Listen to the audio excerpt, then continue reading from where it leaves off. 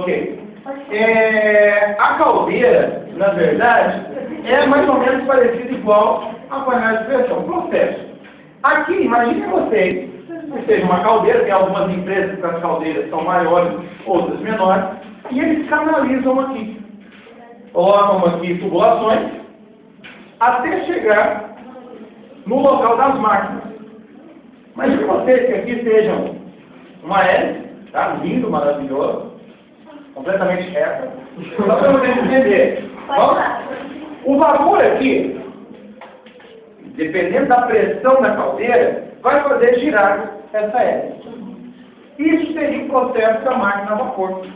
Tá? E fazendo movimentar essa hélice, automaticamente catraca, vai fazendo movimentar a máquina de uma maneira geral. Então imagine vocês uma máquina que ficava pregando o botão ou pregando um prego mesmo. Então ela faz a força que o homem faria o dia todo. Então uma máquina, ela passou a substituir várias mãos de obra.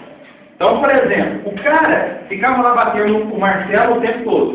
A máquina chegou com uma velocidade maior, substituiu a mão de obra daquele cara que estava pegando. De um outro lado, as engrenagens aqui, eles adaptaram a máquina para fazer uma outra função com esse mesmo vapor. Então foi aí que aumentou a produção. Por quê? Antes, não. Vou dar um exemplo aqui fácil para vocês. Entender? Sei nem se vai dar certo aqui. Uma cadeira, como é?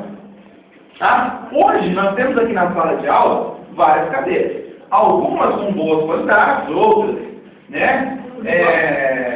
Acabam sendo destruídas facilmente. Mas também a aerodinâmica do aluno é qual?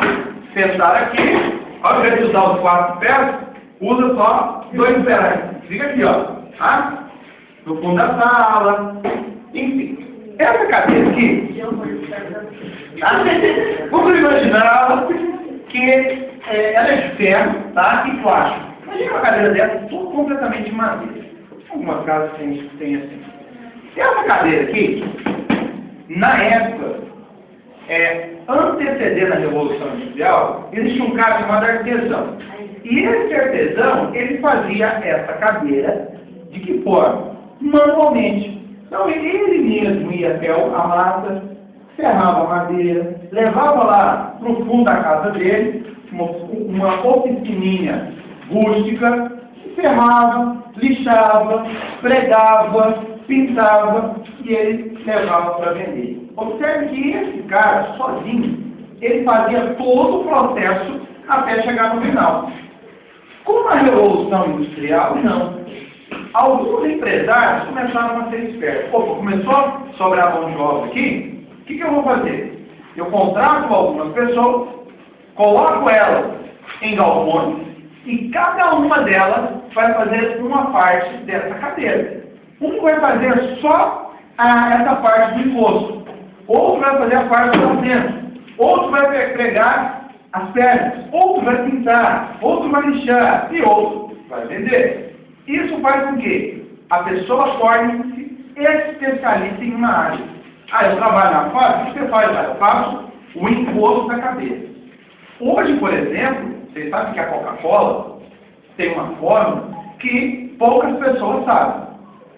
E o cara, na fábrica, ele trabalha na Coca-Cola e não sabe como é a fórmula da Coca-Cola. É caríssimo. Já ouviram falar nisso, né? É a fórmula da Coca-Cola. Então, o cara só faz uma coisa. Ele não sabe qual outro processo. Da mesma forma, hoje, é um cara que trabalha numa montadora de automóvel.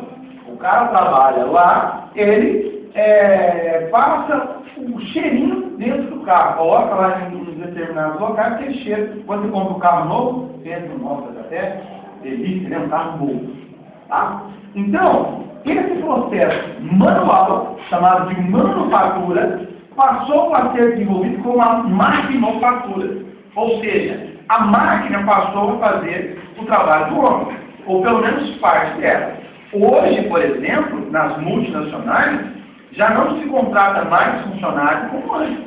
Lá tem uma máquina, um robô que pega uma peça, coloca, chumba, solda, já limpa, faz todo o processo. O homem em si, ele está apenas em uma máquina, em um computador, controlando uma máquina que antes era um número elevado de pessoas para fazer o carro. Dando exemplo. Bom, com esse processo da máquina a vapor, aumentou a produção. Agora,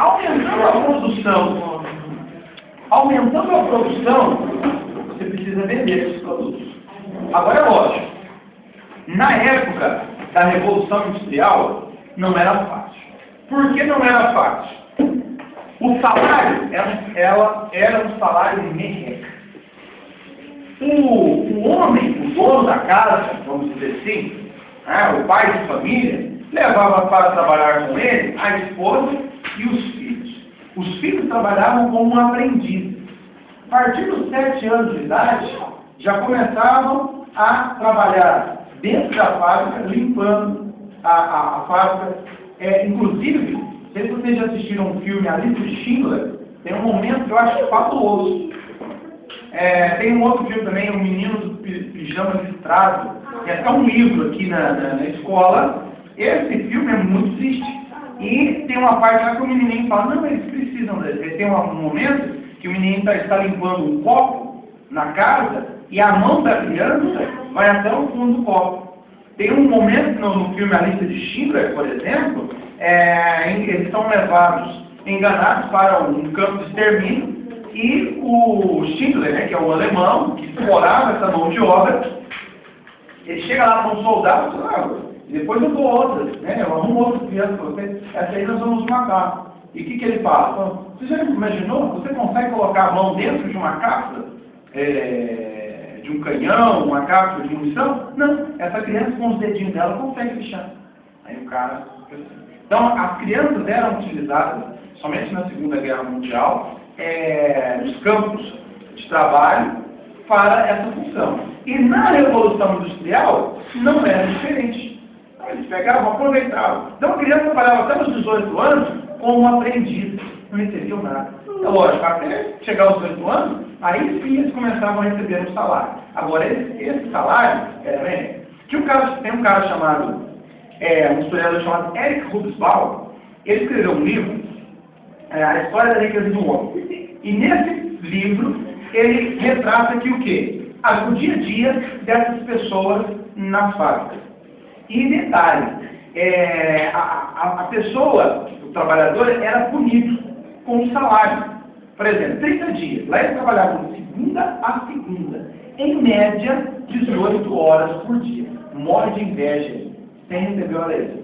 Bom, hoje, com as leis trabalhistas, nós vamos até ver aqui os processos sociais, que o homem foi conquistando alguns direitos trabalhistas. Mas foi muita luta.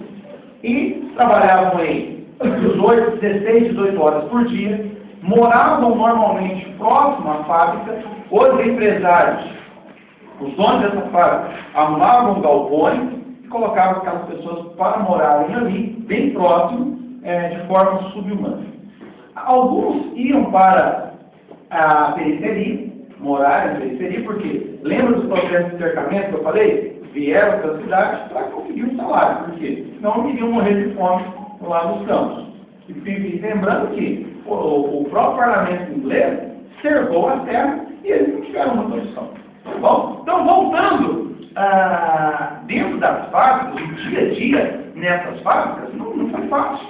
Crianças, homens, mulheres, a mulher recebia metade da metade do salário do homem, fazia a mesma função.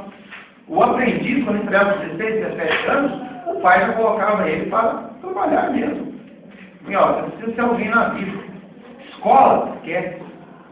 Depois, no decorrer do tempo, que alguns empresários, hoje, por exemplo, chegam em boas empresas, por exemplo, a Google. Eu tinha um amigo meu que o sonho dele era entrar na Google. A Google, por exemplo, o cara, ele faz no horário dele. A IBM, se não me engano, também é assim. Algumas empresas